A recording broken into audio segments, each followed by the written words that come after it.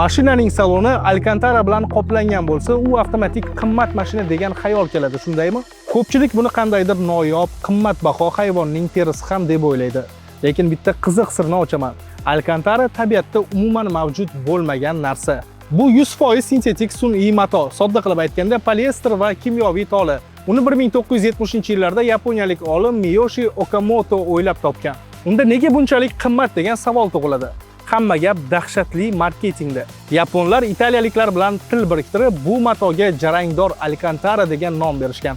Faqat Italiyadagi bitta zavodda chiqadi deb, uni butun dunyoga eksklyuziv premium qilib sotishgan. To'g'ri, uni pluslari ko'p. Yengil, yozda terlatmaydi, qishda muzlatmaydi, rulda qo'l umuman sirpanmaydi.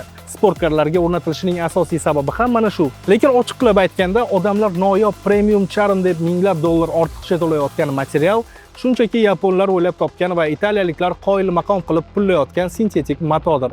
Buni bilganingizdan keyin avtosalondagi akajon saloni toza alkantara degan gaplar endi sizga umuman boshqacha eshitiladi. Bu ma'lumotni avval bilgan bo'lsangiz, like bosib keting. Bilmagan bo'lsangiz, obuna bosib qo'ysangiz bo'ladi.